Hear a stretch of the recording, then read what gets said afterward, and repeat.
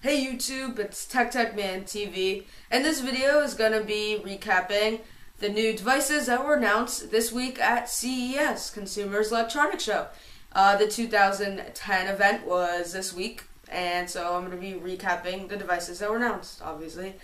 So before I start that off, I just want to thank all my subscribers. I just got YouTube partnership on Tuesday, so that means a lot. Thank you a lot for supporting my channel and subscribing. So anyways, I'm going to be starting off with the information of the new phones that were announced this week, starting with the new Palm devices. Palm actually announced two new phones this week. Number one is the Palm Pre Plus, and number two is the Palm Pixi Plus. And obviously you can tell by the name, these are better versions of the Palm Pre and the Palm Pixi. And a side note, have you guys ever used that keyboard on the Palm Pixi? The keys are so small, I cannot even type for my life on that.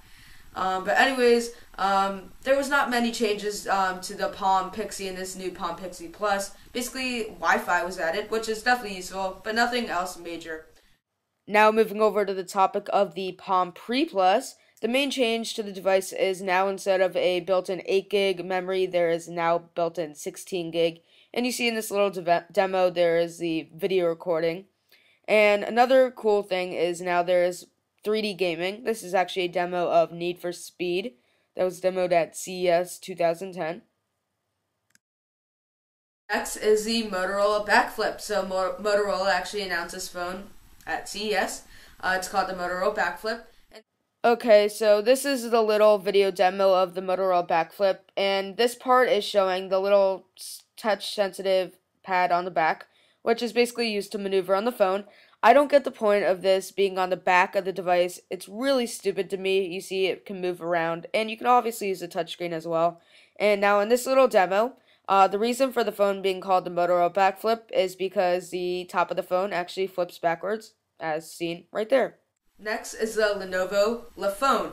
So Lenovo is a Chinese company. You may or may not have heard of them. And this is the first phone that they've released. It's called the Lenovo LePhone. So it has pretty similar stats to the Google Nexus 1 actually. 3.7-inch display, 480 by 800 resolution. It has a 1 GHz Snapdragon processor. But the camera's not as good as the Nexus 1's. It's only 3 megapixels. And you see here some pictures. It has a modified Android operating system. And you see it kind of looks like the iPhone's operating system at the same time. Next is the LG GW990. This is the new phone that LG actually announced.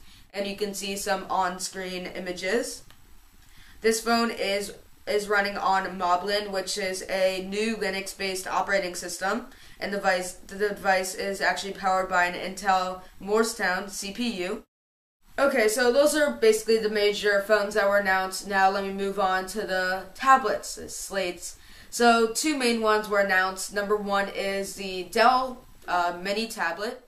You see right here, this is the front of the 5-inch tablet. This is back where you do see there's a camera. It is 5 megapixels. Also, HP did announce that they were announcing a tablet. They showed a small prototype. They didn't really give any information. There's a little picture on screen right now. And yeah, those were the two major tablets that were announced.